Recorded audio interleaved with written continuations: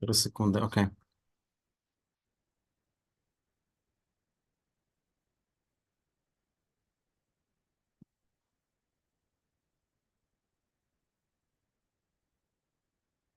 Hey, welcome one and all. This is Symphony Persona Live. We're back in the new season, and thank you very much once again for season one. We've had 10 episodes with some amazing symphonians, and now we're back with some more extravagant stories. Once again, Symphony Persona Live is an online talk show where we meet amazing symphonians and hope to learn some cool personal stories and professional insights. And this is where we actually have a little fun. So we're streaming live from our Lviv office of Symphony Solutions, and we've got a very special guest this time.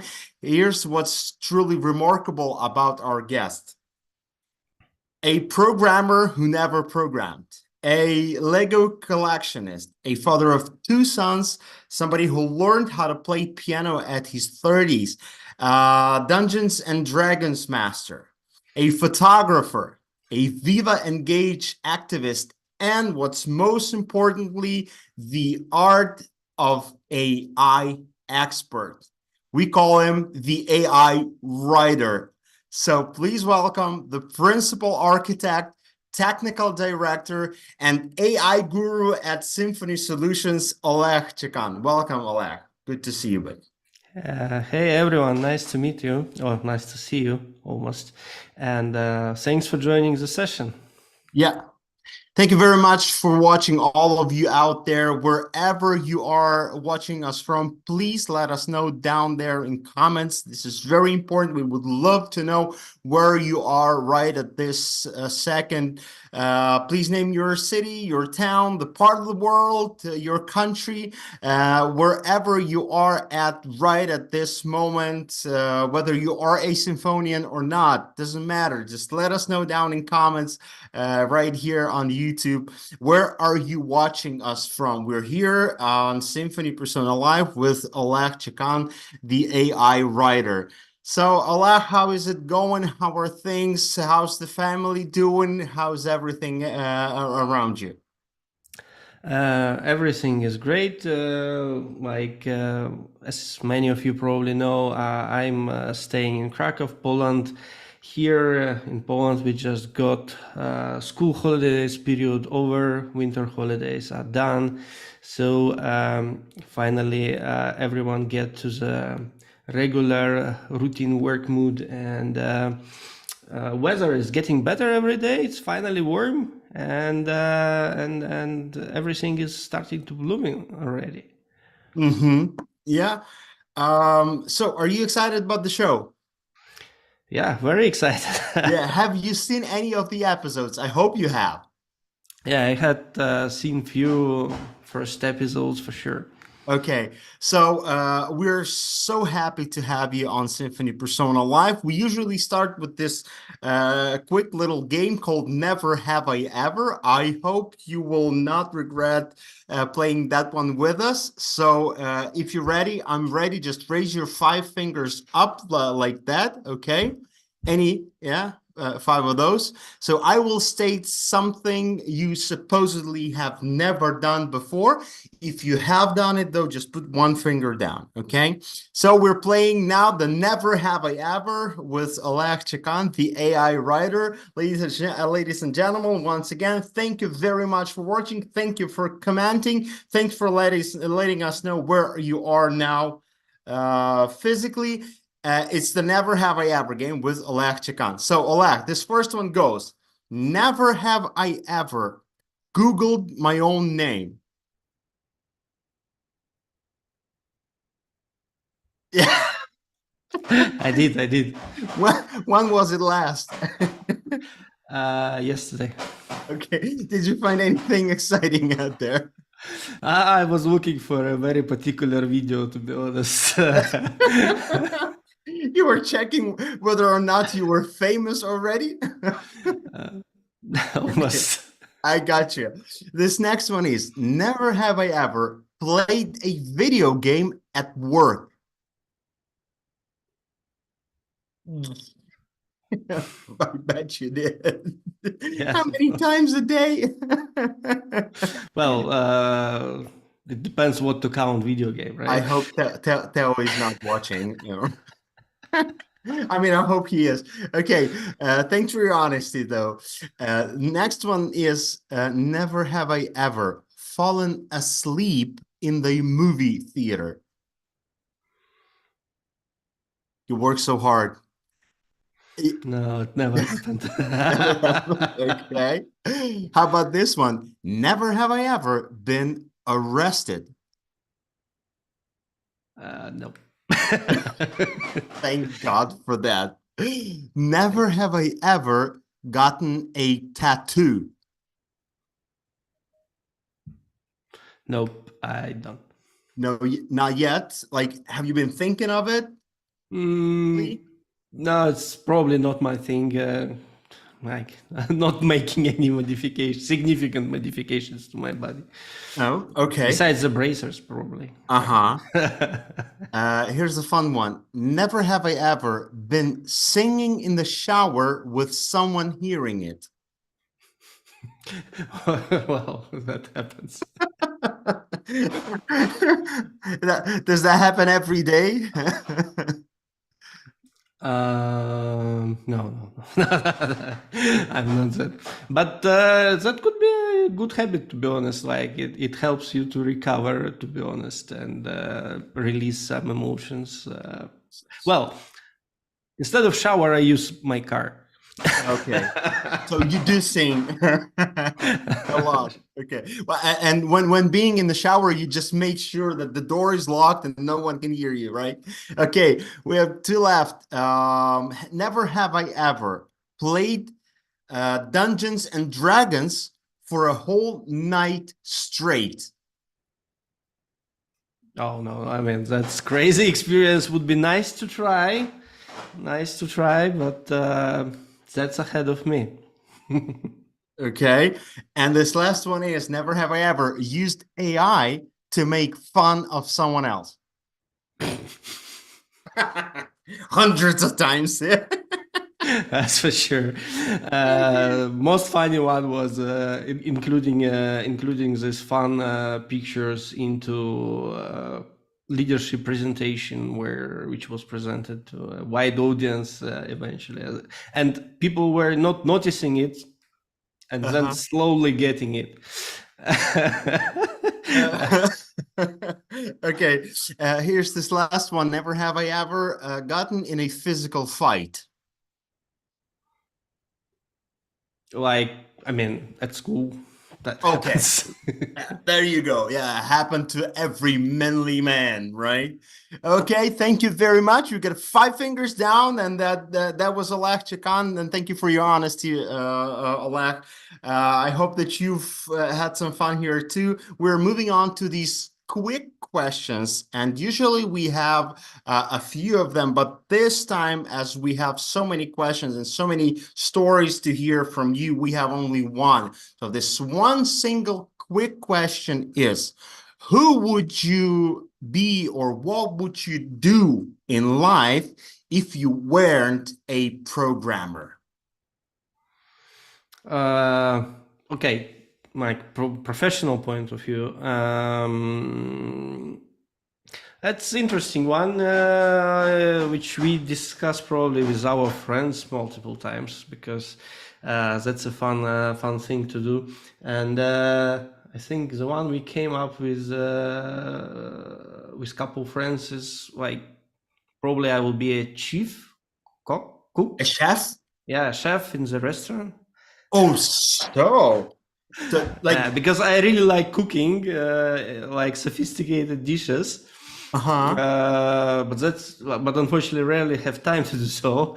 But that may happen over weekends from time to time, to cook something special for a family or for an occasion. But really, what's your signature dish then? Well, there are multiple. Name one. But probably like the one which I cook only myself is jalapeno steak. Okay. And how does that look like? So it's advanced version of a beefsteak, where you need to prepare meat in a special way, so to You make it marinate it? softer. You need to marinate, like first you need to beat it, then you need to marinate it in lots of onion, but actually not onion, but very like diced, to small dices onion, like or puree even, Okay. couple hours, so it becomes much softer after that. And later you just briefly fry it, but add on top of that special sauce and special rice, and cook that onion as well, diced in previous steps. So it's like rice, on top of rice there is a beef steak, and on top of beef steak there is lots of onion in a nice sauce made from wine and soy sauce. So it's Whoa. Japanese style. It's a steak which Shalapin actually ate in Japan when he had a Sir? tooth pain. So he was kind of he have asked to eat something very tender, yeah, and Uh-huh. and the cook have prepared a special dish for him. Oh, so. Okay. Well, you guys out there watching us on YouTube, let us know if you liked the recipe and whether or not you actually knew that Oleg was a brilliant chef, other than everything else he knows how to do. So, Oleg, we've talked to the artificial intelligence, and we've asked the same question. We were wondering, what does AI think you would look like if you'd be doing something else other than what you do now? And we've got something really exciting, and I would love to show that to you. If you're ready, I'm ready. So, according to AI, this is how Oleg Chekan would look like if he wasn't doing what he's doing right now. Okay, so here's first one. This is what you'd look like if you were a rock star. All right. Amazing. And this is what you'd look like if you were a golf player, according to AI. This is what you'd be looking like if you were a monk in Tibet. This, guess what this is? I guess it's It's the Carnegie Hall, and you'd be receiving the Nobel Prize, okay, for all of your achievements. And this is, by the way, what AI thinks you'd be looking like if you were a chef. So obviously, AI has lots to learn from humans, okay? I like fingers. Wasn't me. This is one of my favorites. This is Oleg Chekan playing cello in the central square of Vienna, one of your favorite cities, as far as I know. I wish I do that, but that's slightly beyond my skills. Okay. So what do you think of this? Making any sense? Yeah, it is. You see, we just had a chat about steaks, and here it is. Of course, lobster is a nice dish as well. And yeah, I quite like it. Several options are really straight to the point.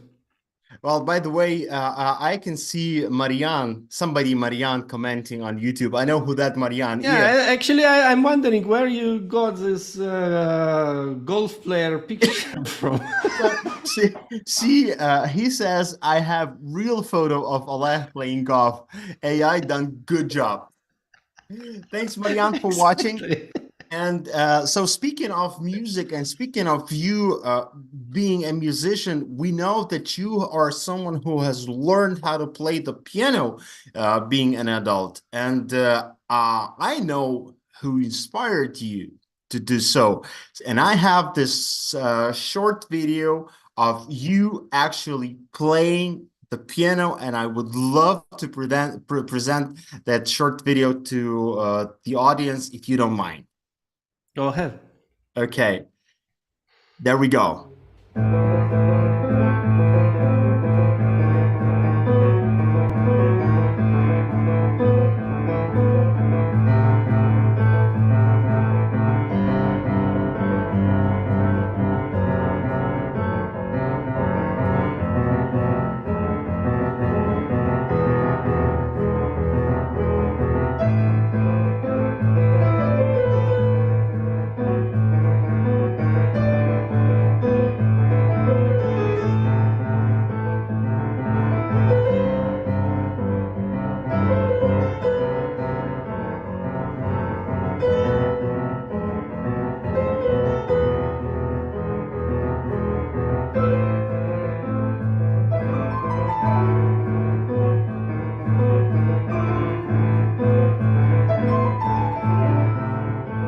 Wow.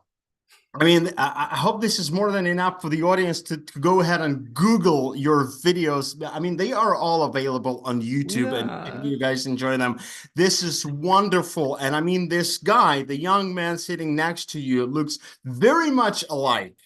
So tell us the whole story of you being passionate about music at all, about you, thinking of learning how to play the new instrument, being at your 30s, and tell us about your beautiful family a little.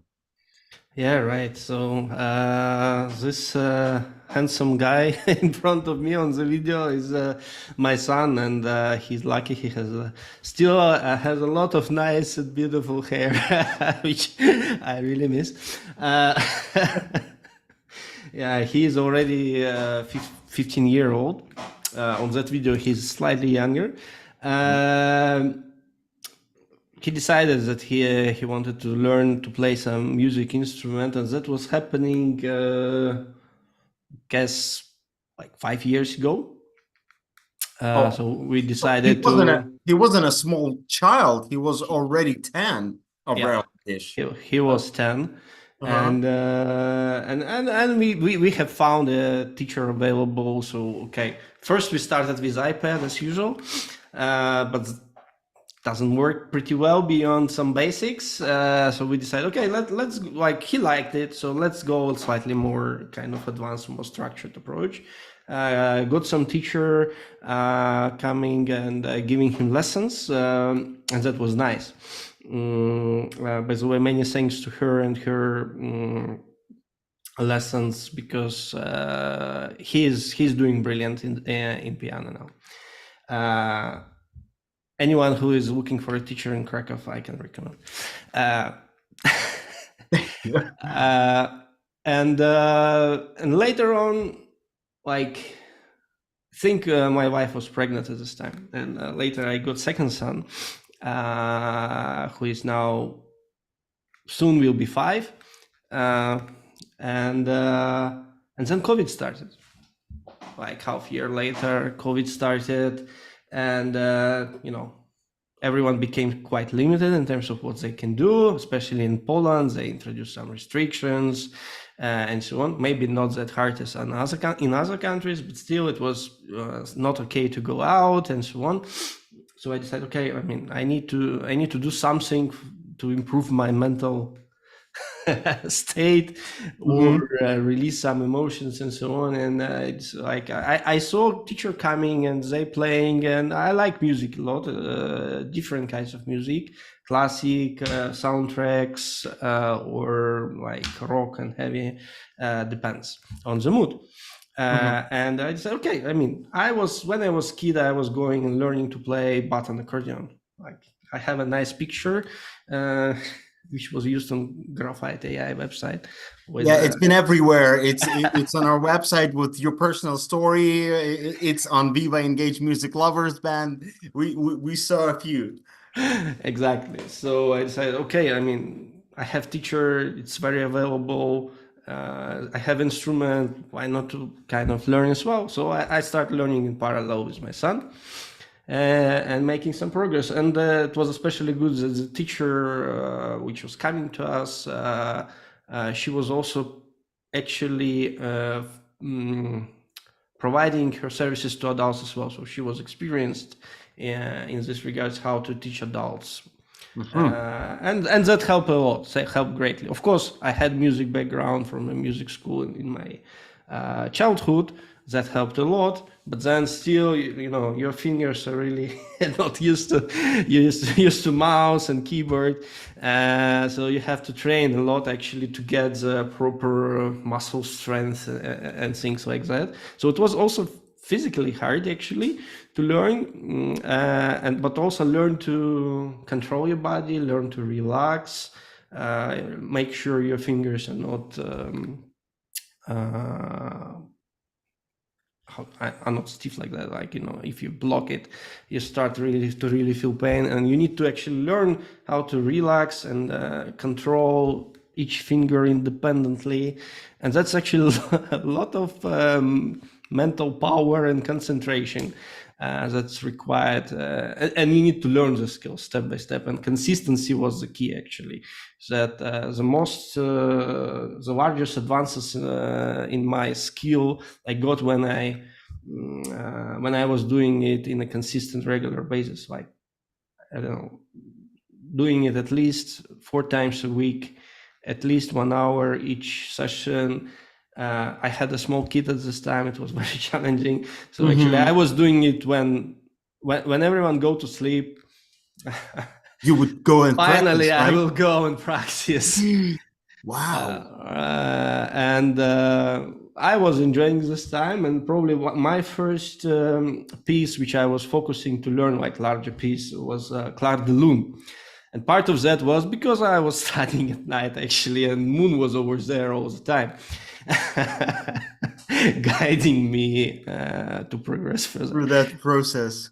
Wow. Well, that requires a lot of discipline, man. I mean, a lot. And well, the benefits and the advantages of learning new skills are quite obvious. What would you think? Well, what would you name as the main or the biggest benefit of learning new skills? Like, for example, learning how to play piano. Well, for me, it's all about recharging or getting back your energy, right? And what I've learned over the years, that kind of when you want to relax or like getting relieve some stress and so on, doesn't mean that your downtime is doing nothing, right? It's just laying on the sofa and so on. If you do something different to what you used to do during the day, it helps you to recover Switch. much faster, switch the Okay. focus, and get your, like, for example, I would treat like music is not purely like mental skill. It's a bit physical. It's probably quite emotional, depending on the music you play and how attached you to it. But it changes the way how you work with the world. Let's say, like when you read emails and so on, or when you go through social networks, or when you do, like, you consume information. Music is producing, right? It's like writing code, and music helps you to get into this focus Of creating, right? flow state, right? Uh-huh. Because you have to be really concentrating in order to get something out, and that helps you to disconnect from everything. Actually, release your mind completely, because you need to use 100% of your brain power. That's what's different. When you play music, you use your brain 5 times more than we are talking right now, right? Amazing. So here's the thing, guys. If you want to rest, it doesn't mean that you need to do nothing. You just can try doing something different. Right? Exactly. Okay. Thank you very much and good luck. And I wish we can hear some more of music performed by Oleg Chekan. We are expecting more videos on your YouTube channel. Let's switch to a different topic and now talk about you and your professional career path. It says that you are a programmer who never programmed. Is that even possible? And how? And what's your path? Tell us a little about your career, and please highlight what's the proudest moment of your career so far. Oh yeah, that would be complicated. Long story. Cannot make it short. Well, I have quite a lot of like professional experience, probably 18 years. So that's That's a lot. 19 soon. That's a lot. Actually, I have to go back and count again. Well, it's not entirely true that I never programmed. I never worked as a software developer. In my title was never like that, right? But actually, my journey with programming started at school. I mean, most of us had like informatics kind of subject where, or computer science, where you can learn how to program with some basic tools. But like I was doing more, but I was more committed to that. So I was attending Olympiads, like on the city level, on a region level, and eventually on the country level. So I was among like this, like I was probably in the top 15 eventually for my age at the last year at school. So that was quite an achievement for a kid. And that's where I learned about corruption. Okay. So he Because was like, back in Belarus, I suppose, right? yes, exactly. Yeah. That was in Belarus. And getting in top 10 was very beneficial to get into any university without any Very exams and expensive. so on. And very expensive, appears to be. So that's the interesting part of the story. And eventually I went to the university. I've studied for computer science, and my graduation diploma says engineer programmer. But while I was studying, I started to work at third year because, of course, I've started on a free education, and later on, just as most of the students had some troubles with discipline, and eventually I failed 3 exams, and I went to the paid. Because that was the only way to stay in the university. And obviously I had to pay for education quite a lot. And eventually I decided, okay, let's start job. And there was a nice offer. One of the teachers of the database course was advertising open positions in his company. That was QA position. So I started as manual QA in my third grade, and was able to pay for my education myself, which was nice to my mother, of course. Yeah, probably my first couple of years added a little bit of gray hair, but I hope that the rest were not that stressful. So, and yeah, eventually when I started to job, it actually started to require a lot of discipline. Like, okay, you have to work part-time, and you need to study, you need to go back, you need to really plan ahead of time. And actually I went to the like highest grades eventually. Like I was getting all like 5s, 5 out of 5 on most subjects, even not attending any lectures. So because I had to balance a lot. And my career were progressing quite fast, starting as manual QA on a junior level or intern. Very quickly I progressed to a more senior level, and eventually by third year I was already a team lead. After 2 years of working as a QA. Yeah. Oh, nice. That was quite an achievement, like very fast growth, I would say. But it's How also old were you? Like 20? I mean, when I started, I was 20, and when I finished, I was 23. Not bad. Yeah, and later I decided to change again. I was already married. Basis time. And my first son was about to appear. I got an apartment. I had to pay for loans and so on. And then again, it's a Belarusian government story, but still quite probably similar to Ukrainian as well. Like we got quite a lot of inflation issues, and I had to change job because like my salary was fixed in Belarusian rubles, and that was not nice.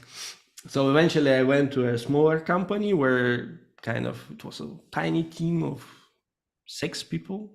Like we were starting a product business there. It was sort of startup. And I was first QA because CEO said, I'm tired to test. And he decided to hire me. So I started my journey with automation and so on. And here I already started to program because I went into performance testing, load testing, and security testing. And that was quite interesting topic. And that's already you need to apply some programming skills and automation in general. This company was quite successful and it's grown over years.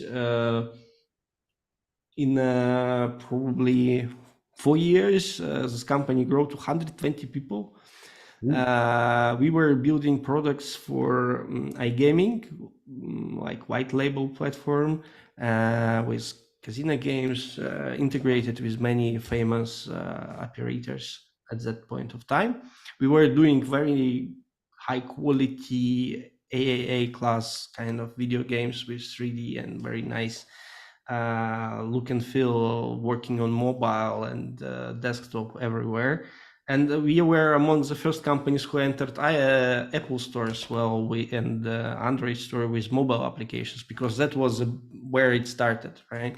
So we were doing, we were among the first companies publishing App Store applications. And so that's where I learned about mobile world, about digital marketing, about full end-to-end processes of product development. And that was nice. And eventually this company was acquired by almost Forbes 100 person. He is just below the 100 list, below the radars. That's Teddy Sagi. He's famous. He's owner of Playtech. So they came to Minsk. They brought cash in suitcases, literally, on the private jet. And then they went to bank to put into a bank account because owner said I cannot accept cash. That was fun, of course. Very fun story. I stayed with this company for a year or two, like while it was transitioning, and later it was time to move on. And I've joined again the same founder. Actually, we were starting a startup. My role changed. I was kind of product director there, helping to build a trading application for Forex on mobile, because at that point of time, there were not much good applications on mobile for Forex trading. So we decided, okay, let's make something for it. We quickly built something, and in 1 year, I think 9 months, like a baby, we went to production, get first clients, and we got acquired again. So immediately we got attention from one of the largest United Kingdom Forex trading platform. It's called IG. And they were completely missing on good mobile applications. They were new to digital marketing, and it was very good fit for them to acquire us. So they acquired us, and we started to build a large development center in Minsk. Like almost, we got 100 people in a year or 1.5 years. It was already 100 people, developers, organization, and my role shifted to chief technical officer there. So we were building lots of mobile products and data-driven marketing solutions. And at that point of time, I started to do Python coding. That's where I've get acquainted to it, more on data and data analytics. But that was helpful, and SQL knowledge was very much improved at that point of time. But thanks to university courses, it was already on a good level, so I don't regret joining, studying it well. So So there has been some point where you put the knowledge to good use yeah, finally. at the university. So and yeah, it was a fun story because that's the next event which have changed my life a lot. So that's the point where when I actually moved to Poland. Hmm. Like, you know, Belarusian regime is famous for doing many strange things, unfortunately. And one of those things as well, they're famous for making up some tax-related cases to rich people. So Hmm. our founder was under their investigation, and so they've put him into this, how it's called, The jail? like a jail before to restrict him from running out. Oh, Right, he got arrested. he got arrested and was under investigation for 9 months or more. So, and our partners in the United Kingdom who had like 40 years old brand, working with billions of pounds of dollars of their clients' money, they freaked out. Wow, what's going on? And while this case was going on, they decided, okay, let's move the business. Let's shut down Minsk Save office it from. and move it to Krakow to save it. Yeah. They were choosing multiple European cities like Vilnius, Warsaw, Krakow, as well as I believe Bucharest, Mhm. kind of famous IT outsourcing locations in Eastern Europe. So, and eventually I was lucky that Krakow was chosen. I quite like the city, and that's how I end up here. So I was responsible for relocation because I was the only C-level person moving to Krakow. I CEO stay in Minsk, and together we moved like 30 employees out of 100, and jump started office here and started hiring aggressively and so on. And in 1 year we were already 200 people here. What was your role at that time? So You I like was technical? leading a department responsible for a couple directions. So like we basically moved our my responsibility shifted and moved slightly, but I was still focusing on data and analytics and data science and all the databases related stuff. So, and here I got acquainted with big data, with Kafka, with Hadoop clusters, and learning even more Python. Hmm. But eventually, it was time to leave the company, and I moved on and ended up with Symphony Yeah. Solutions, How many finally. years have you been with Symphony so far? So it's already 6 years. It's already more than 6 years. There was a Congratulations, Symphony Solutions, on having Oleg Chekan for 6 years in a row it and was not losing such a treasure. yeah, 1 month ago I had an anniversary, and I was among the first two employees in Krakow. There was already an office in Rzeszów, but in Krakow there were only plans. We we were always discussing office on on the papers, and we had the demo. Then we had VR demo of the office. Eventually, a couple years later, we had an office open, but unfortunately, it's closed Beautiful already. one, yeah. It was a beautiful one, indeed. And here I started to code even more. So once I joined Graphite, that was a startup, one of our partners and clients, I started to do much more hands-on coding. I dived into machine learning. So I was building some machine learning models as well, or proof of concepts. running machine learning in production, do all the machine learning operations.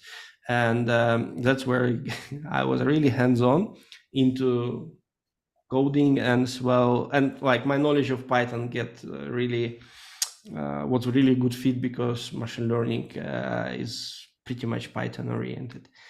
And that was successful journey. Like we spent, I spent probably almost 5 years with Graphite, like helping with coding, helping with DevOps, helping with architecture, and acting as many roles, including service delivery management.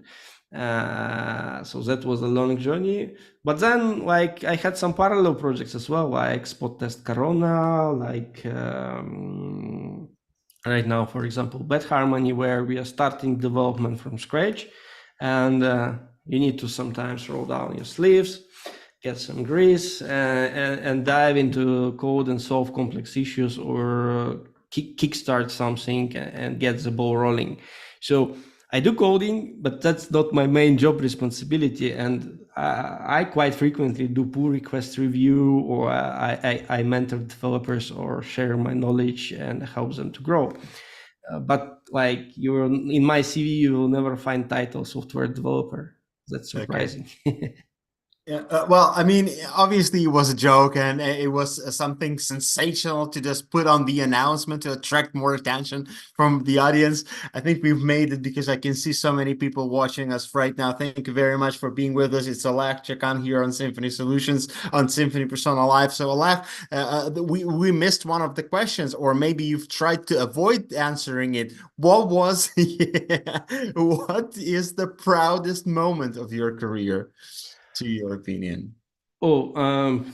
Proudest. What is something that you are most proud of throughout these years, career-wise?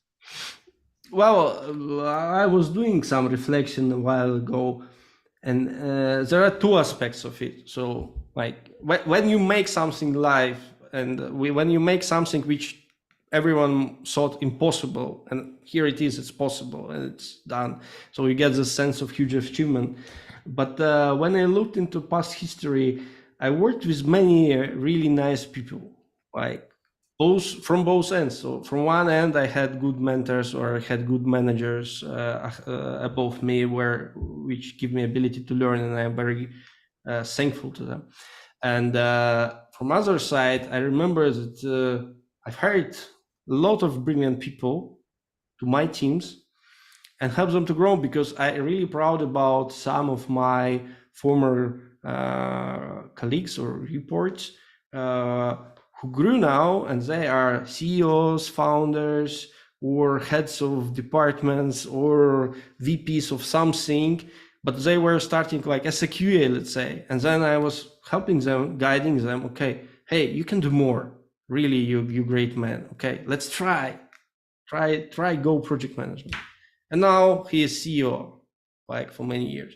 So, like, working with nice people and seeing how they grow and how they became really, really, really solid engineers, or really good managers is actually nice as well. And that's probably I'm really kind of proud about people I worked with.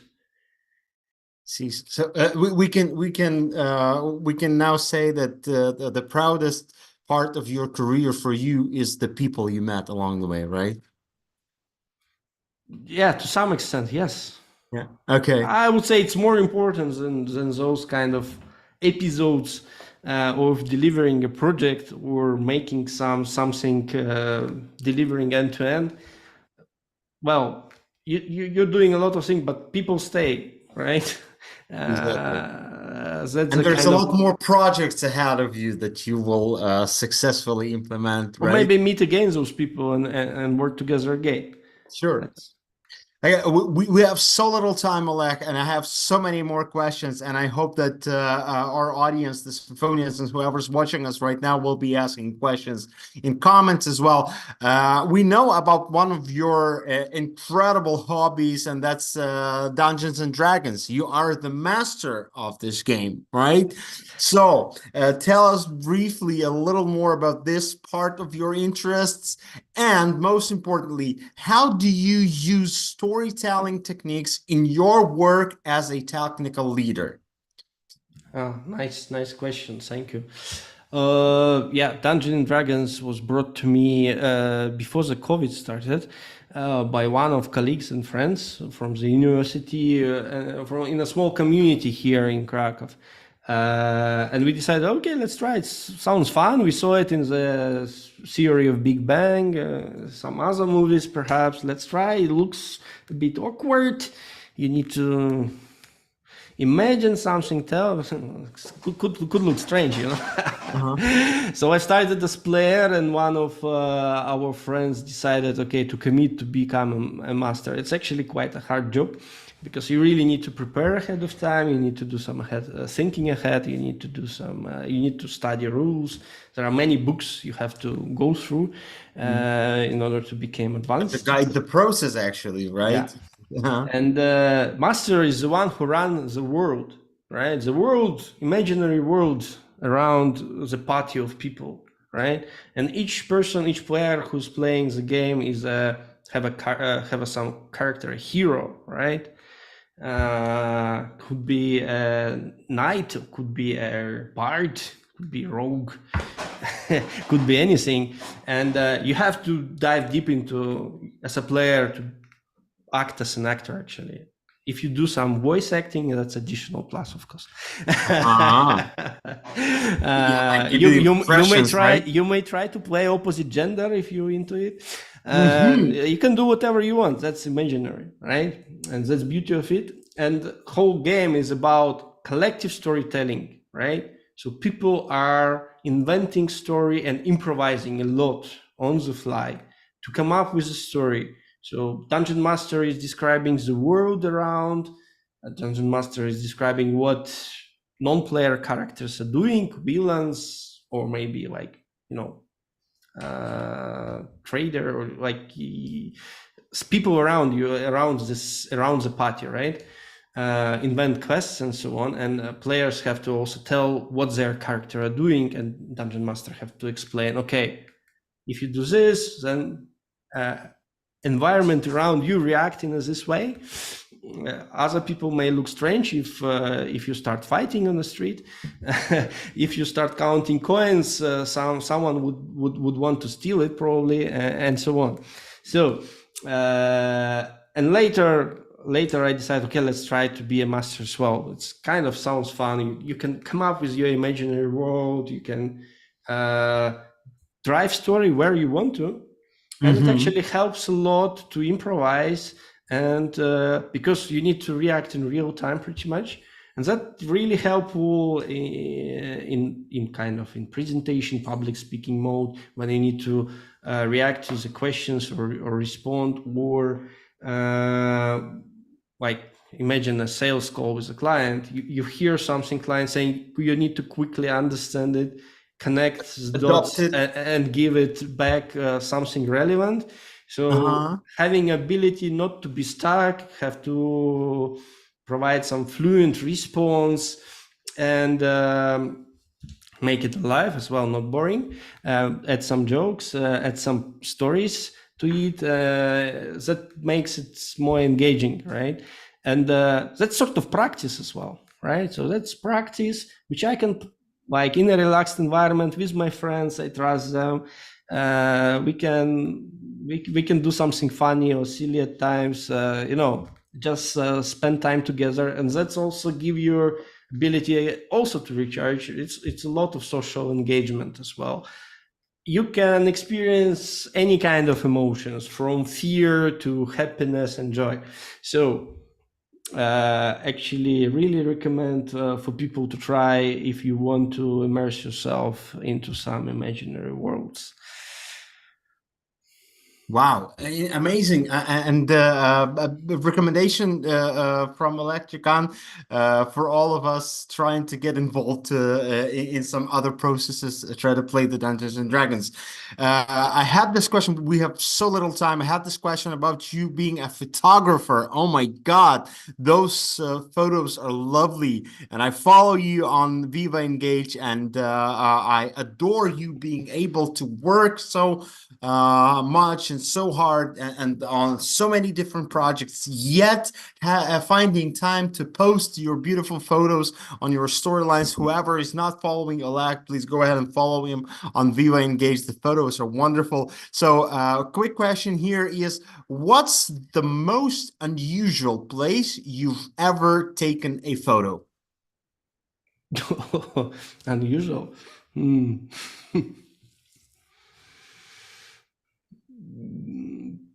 Yeah, I mean, okay, that's a tricky question about unusual Yeah, photos. because we saw you taking photos of, flowers, nature, neighborhoods. Yeah, is there any unusual place you've been photographing at? Well, I mean, in terms of unusual, I like to do some kind of easy hiking in remote areas. So can be, on the tip of how it's called. Uh, I forgot the name. Sorry.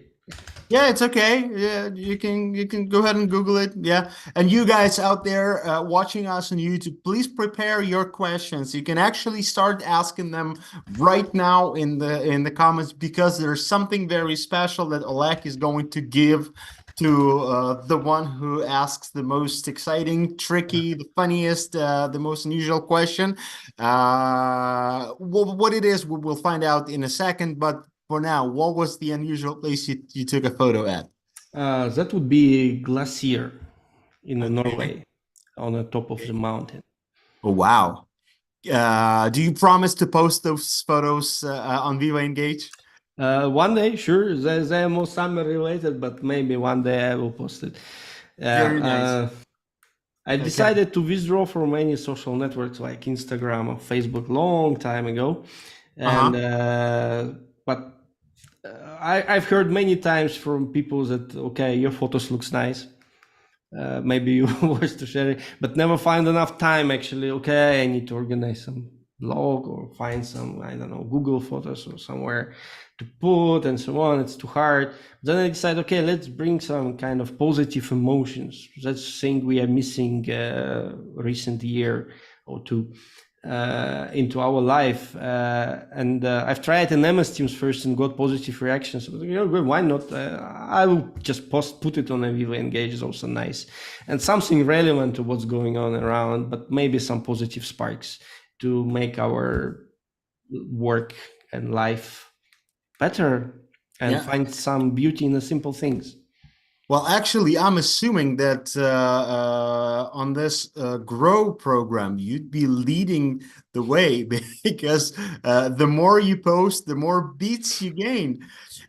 So that should be it for the photographs. Check out those photos on Oleg's storyline on Viva Engage. So that seems to be the only exclusive space you actually post your photos or your For now, photographs. yeah. We are lucky to be able to look at them.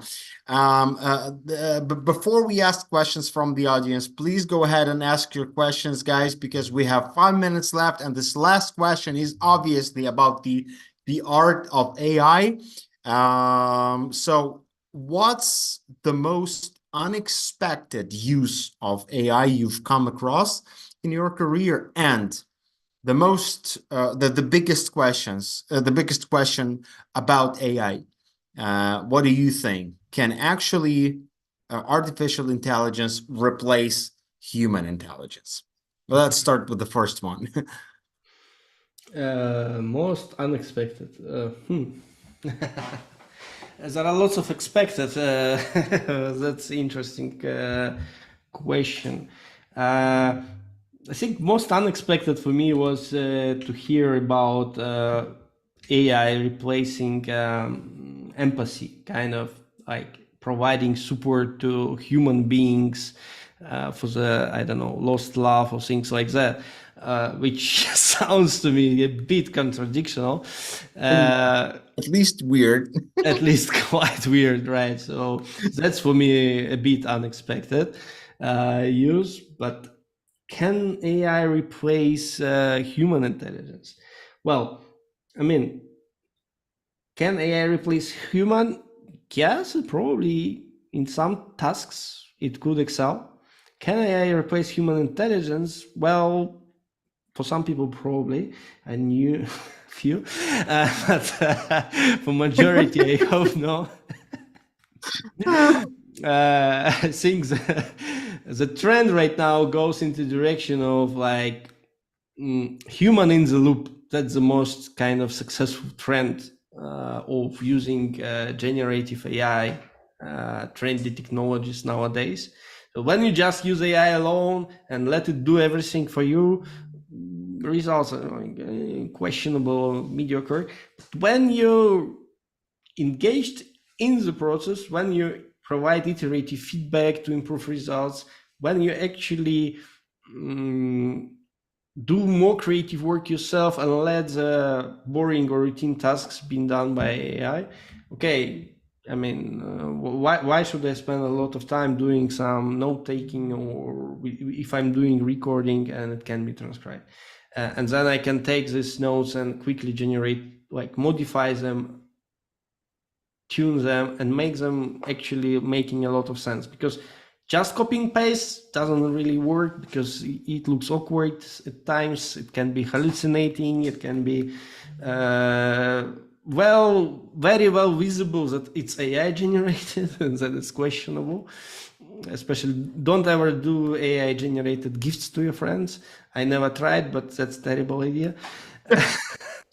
Okay. I hope you liked our surprise. So my thoughts are that humans who are using AI to boost their productivity or improve their skills, like for example, I'm very bad at drawing. Like I would never make a painting.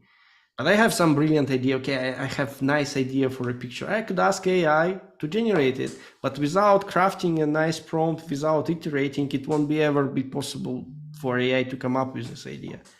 Yeah. So that's where humans probably not be replaced in a near term. Well, we'll see how it will advance. Sam Altman looking for 7 trillions. Mhm. Let's Well, see. I hope that our audience is now using AI to promptly write a question. And speaking of gifts, we know that you've prepared something special for someone for whoever asks the most interesting, the most exciting, the trickiest question. So what is that? I have 2 different options.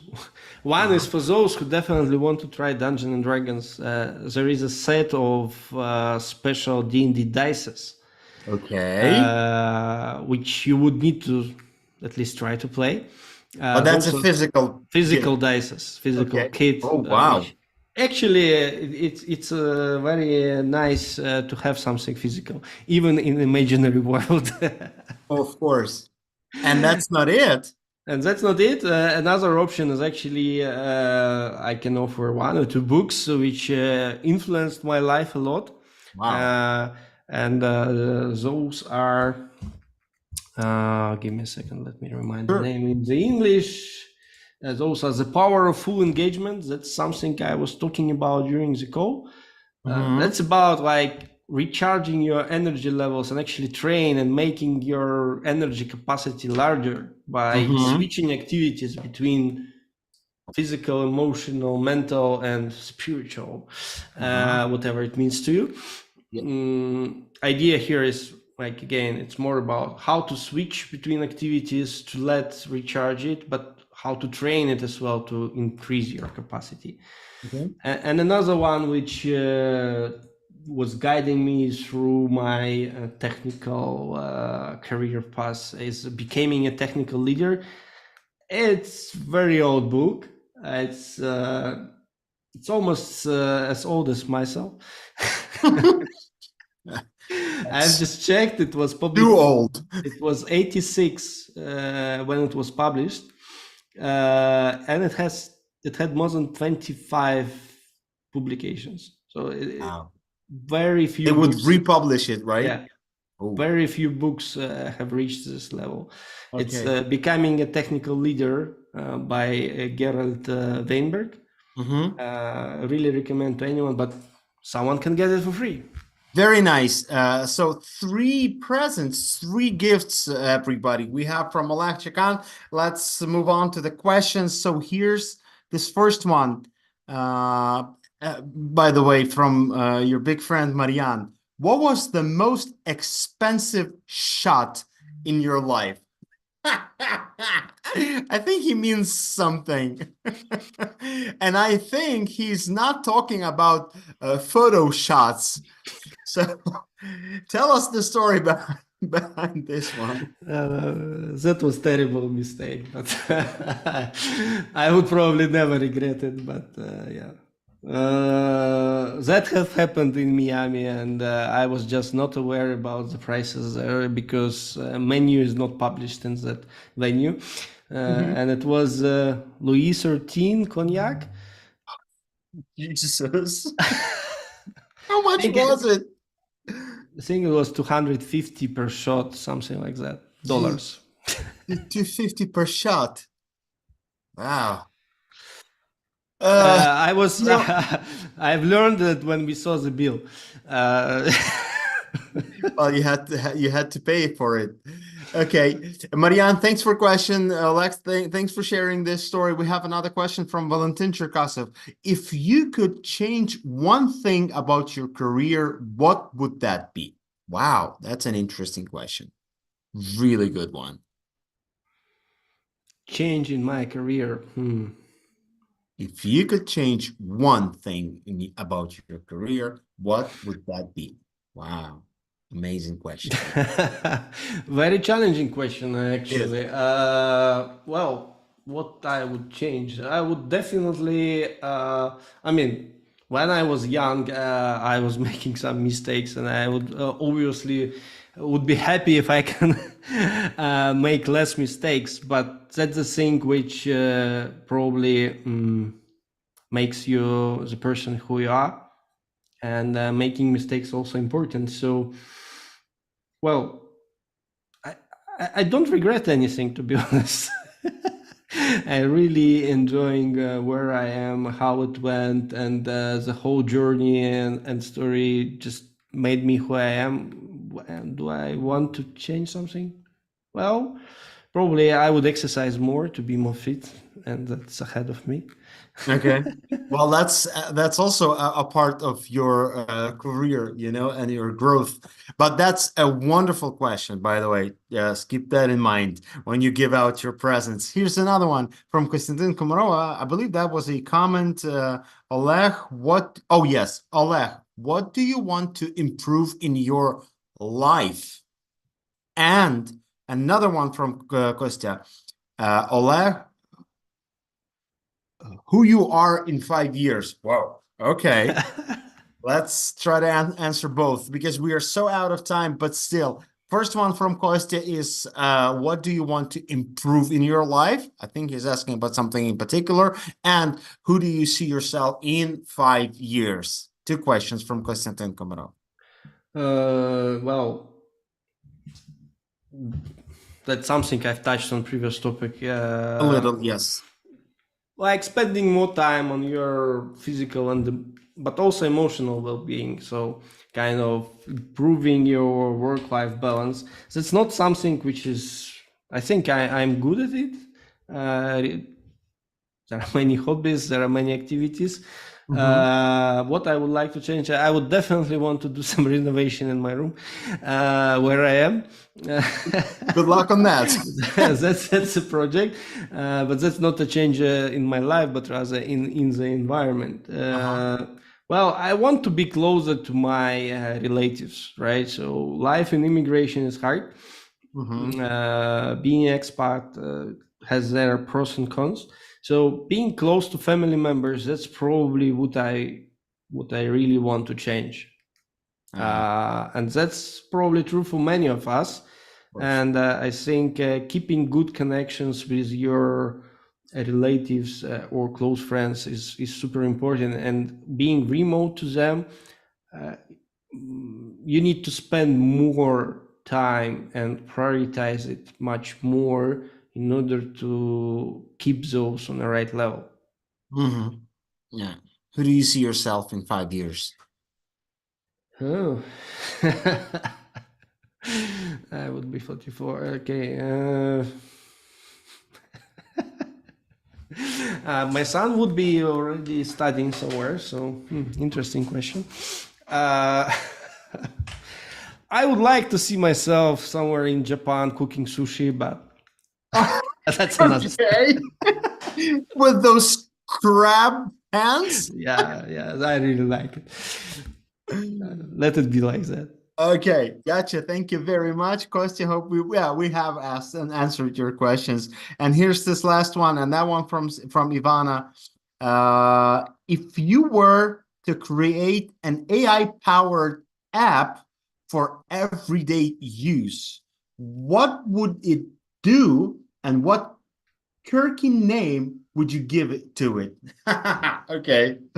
What would be that AI-powered application that would be used on an everyday basis, and what a quirky name would you give to it? That's a brilliant question, by the way, for an AI writer. I mean, yeah, that's a good one for sure. Yeah, interesting one. Interesting one. What would it do? Like, what would that application be for? I really had a dream of such a thing because especially that's connected to my music piano experience. When you play music and when you're kind of trying to learn the piece to play without notes and so on, you're making some connections to it. You're like my approach is also to invent some story. It's like video clip for Uh-huh. music, which is going through, and you're like as you play, the story progress in your mind. So Imagine there that is some picture. imaginary visual thing. So Mhm. I would really love to have a tool which will help me to actually visualize it and share it Visualize. with other people. Oh, But okay. Right on. Let's come up with the name for it. good question. Okay, name. Did you think of that before? No. That's something which came just to my mind during. Wow. Okay.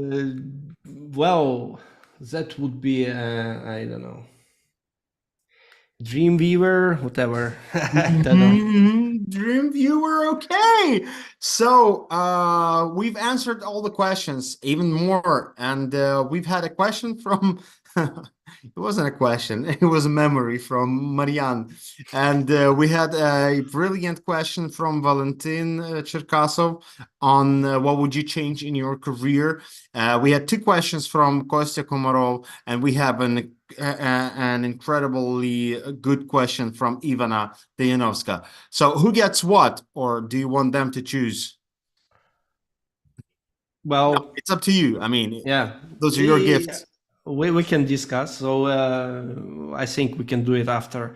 Yes. But yeah, if you have any preference, feel free. But as I'm a dungeon master, I can roll the dice. Yes. And we will distribute it fairly randomly. Okay, that works for me. Well, so we have three winners, and that's Valentin Cherkasov, Konstantin Komarov, and Ivana Dejanovska. Thank you very much for your questions, guys. Once again, we're here on Symphony Persona Live with the AI writer, the AI guru at Symphony Solutions, Oleg Chekan. I'm so grateful for your time. Thank you very much for being with us on the show. Thanks for sharing your knowledge. Thanks for sharing your experience, and thanks for being a huge part of Symphony Solutions. Thanks for being with us tonight. Thank all of you for watching us out there on YouTube. We've had the blast. I mean, good luck to you on anything you do. And we'll see you very, very soon and talk to you next time. Okay. Awesome. Thanks, and thanks for joining and listening. Of course. Yeah. Stay tuned for the next episode of Symphony Persona Live. We've had the privilege of hosting Oleg Chekan tonight. Thanks a lot. Goodbye.